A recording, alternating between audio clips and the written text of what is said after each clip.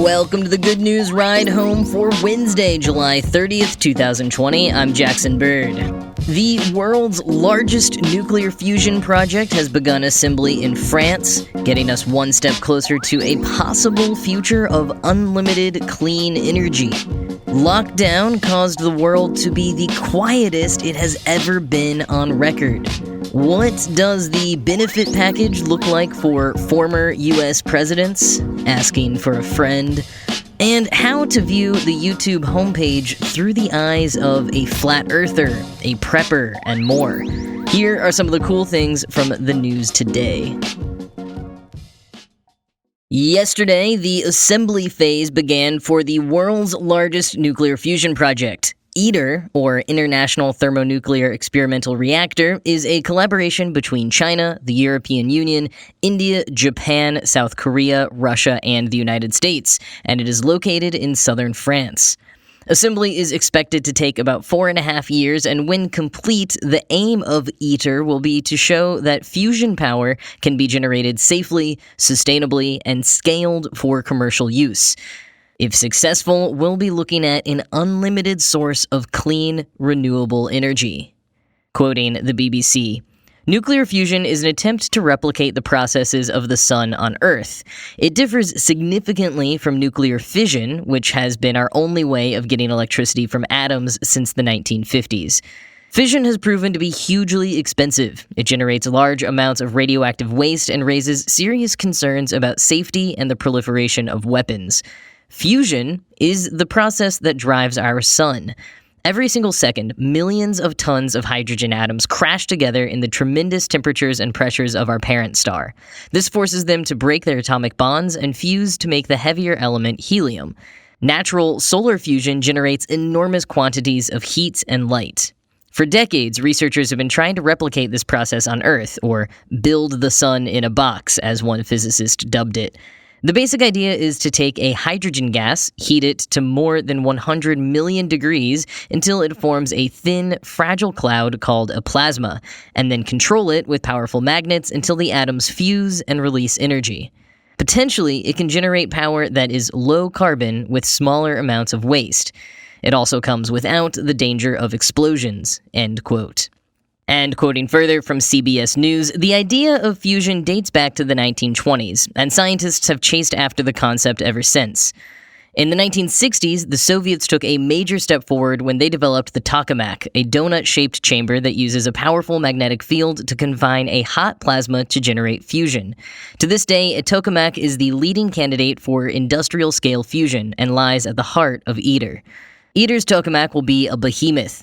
Once assembled, the round chamber made up of more than 1 million components will be 100 feet across and contain the world's largest system of superconducting magnets. Constructing the machine piece by piece will be like assembling a three-dimensional puzzle on an intricate timeline," Dr. Bernard Bigot, Director General of ITER, said in a press statement. "Every aspect of project management, systems engineering, risk management, and logistics of the machine assembly must perform together with the precision of a Swiss watch." End quote.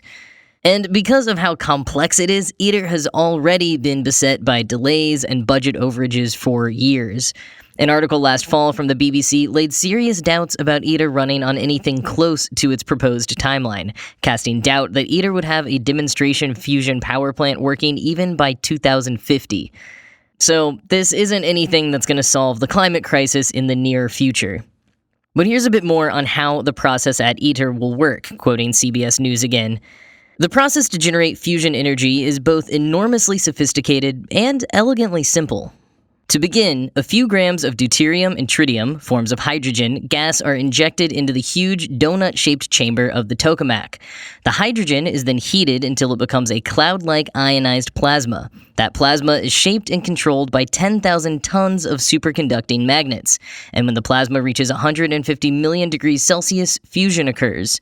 In the fusion reaction, a tiny amount of mass is converted to a huge amount of energy as ultra-high-energy neutrons escape the magnetic cage and transmit energy as heat. The heat is then absorbed by water circulating in the walls of the tokamak, making steam. In a commercial plant, a steam turbine will then generate electricity. After 4.5 years of assembly, in December of 2025, ITER scientists and engineers hope to launch First Plasma, the initial event demonstrating the machine's functionality. If all goes according to plan, the plant at ITER will produce about 500 megawatts of thermal power. The team says that if operated continuously, ITER would be able to generate about 200 megawatts of electric power, enough for about 200,000 homes, end quote. And if it all works out, several decades from now, we would have commercial fusion plants around the world that the ITER team says would be designed with slightly larger plasma chambers so that they could supply electricity for 2 million homes.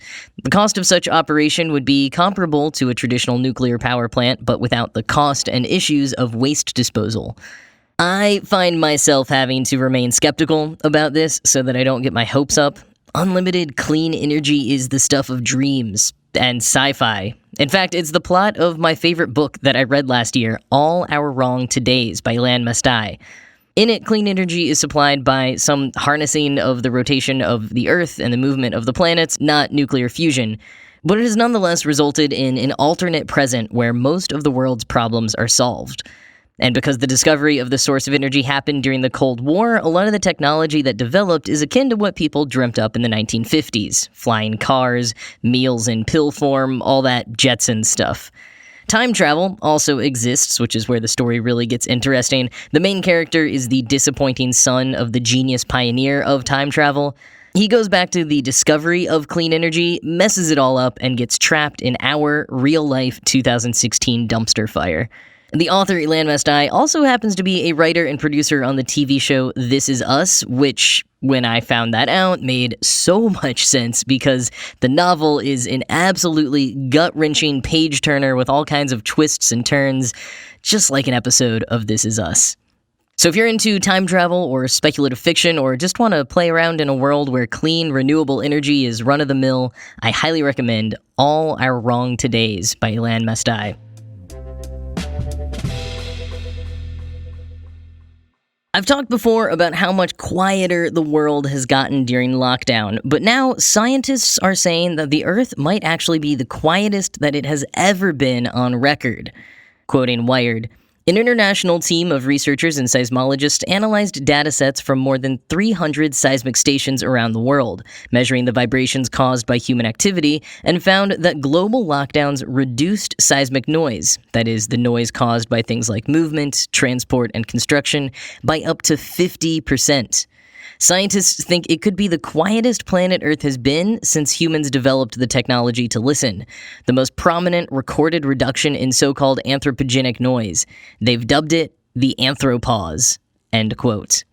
I've been thinking that this quietness is just because there are less planes and in some places still less traffic or less construction, but apparently a good part of it is also because we humans just aren't moving around as much even as individual humans. Professor Martha Savage from New Zealand's Victoria University of Wellington, who was involved in the study, said, quote, "The difference was most noticeable in urban areas, but this reduction in noise was observable even at the most remote locations the research team was able to observe, in sub-Saharan Africa," end quote. And quoting from Wired, the seismographs that identified this drastic reduction in seismic waves are more typically used for the purposes of detecting earthquakes and volcanic activity, but they're also sensitive enough to pick up the noise caused by people going about their everyday activities. And as COVID-19 and its ensuing lockdowns made these activities unfeasible, the seismic noise produced by humanity on a second-to-second basis gradually quieted down. Researchers were able to visualize this drop in noise as a wave that moved around the globe, from China to Italy and then on to other countries as different parts of the world went into lockdown. That wave was tracked using a combination of seismic noise measurements with anonymized data from Google and Apple Maps showing human movement, end quote. And scientists think they may be able to use a similar methodology to track human mobility without violating people's privacy. Now, I'm not gonna lie, either I just got used to the quiet or I have extraordinarily loud neighbors, which is true because this eerie quiet people have been talking about isn't something I've noticed since like the first week of lockdown. But I suppose the science doesn't lie, and either way, it is pretty cool to think about.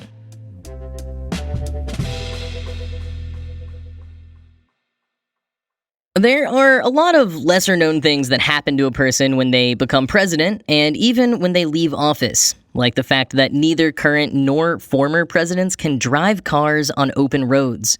It's not a law, but it is highly enforced by the Secret Service and was put in place after President John F. Kennedy's assassination, which ushered in a slew of tightened security measures.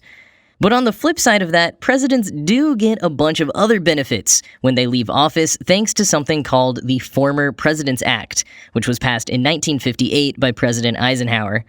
Chief among those benefits is a lifelong annual pension of just over $200,000, which is currently being paid by the Secretary of the Treasury to Jimmy Carter, Bill Clinton, George W. Bush, and Barack Obama. And this benefit extends, in a much smaller capacity, to their spouses as well. If the president dies before them, the spouse receives $20,000 annually unless they remarry. The spouse also receives the same lifelong Secret Service protection that the president and any of his children under 16 do. The only president to refuse this protection so far was Richard Nixon, who opted to pay for his own bodyguards. At the time, the Secret Service protection for him and his family would have cost taxpayers about $3 million a year. And by the way, Nixon was still eligible for all of the Former Presidents Act benefits because he resigned rather than being forced out of the office, so nice loophole there. In addition to the pension and security detail, former presidents also receive money for office space, including staff, furniture, and supplies, as well as expenses for moving out of the White House and any work-related travel. Now, all this might seem pretty excessive when you consider the bonkers amount of money most modern presidents make off of book deals and speaking engagements, but apparently it was all started in part to help out President Truman, who was struggling to support himself after leaving office. Partially because his sense of integrity wouldn't let him accept any offers that, quote, commercialized on the prestige and dignity of the office of the presidency, end quote. And something like this certainly would have helped out Ulysses S. Grant, who lost almost all of his money by joining in a bad business deal with his son. And as all of that was going south, he was also diagnosed with terminal throat cancer. Determined not to leave his wife and family penniless, he set about writing his memoir, which he completed just a few days before he passed away.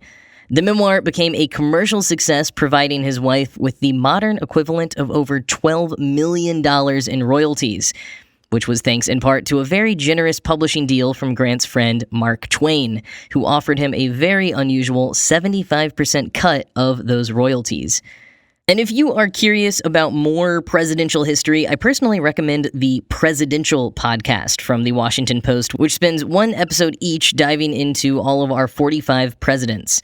It is super well-researched, has great sound design, balances common knowledge with little-known context and tidbits, and it debuted a few years ago, so you can listen to the whole thing in one go without waiting for new episodes to come out.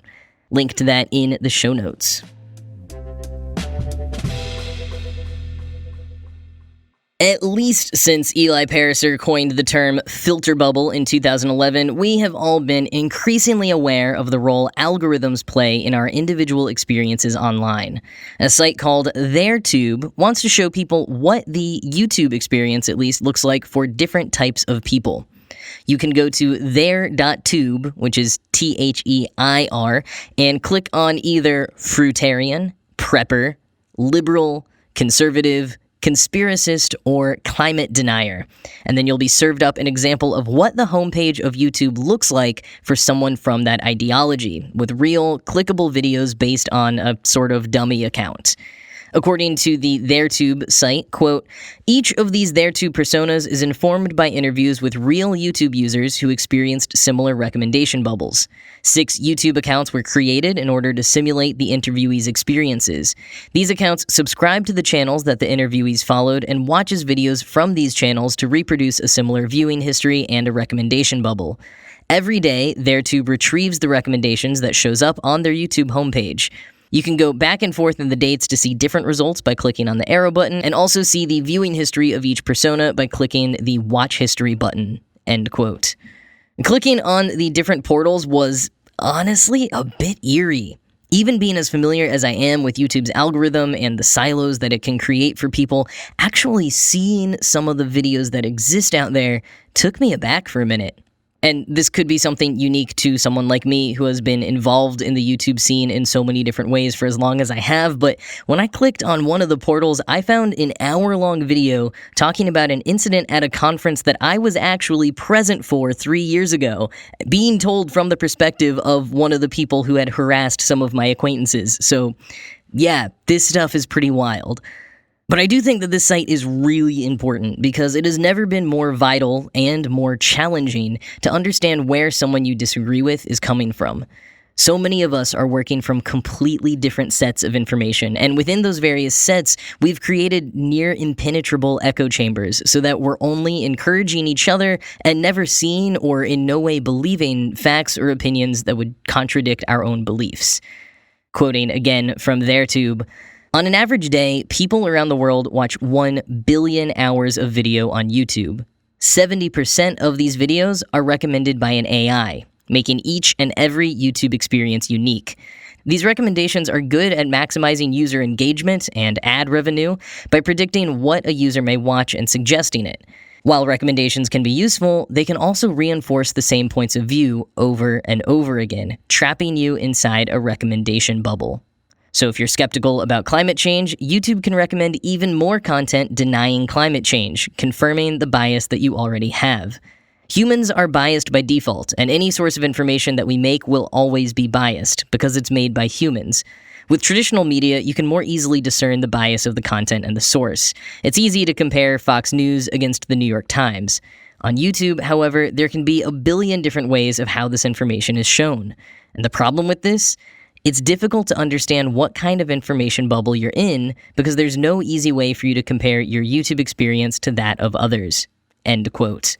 Until their tube. So if you want to see that other experience, you can do that again on their.tube. And if you want to dive deeper into this phenomenon and try to understand it a little bit more about just how anyone can get ensnared in it, I highly recommend the podcast Rabbit Hole and the documentary Behind the Curve.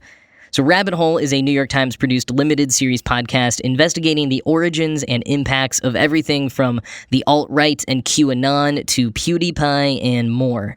And Behind the Curve is a documentary currently on Netflix that follows several prominent flat earthers.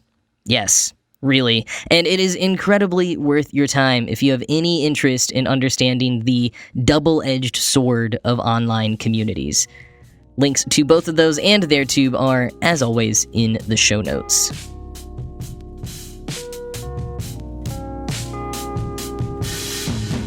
That is all for today. As always, this show is produced by Ride Home Media. I am Jackson Bird. I hope you all have a good rest of your day, and I will talk to you tomorrow.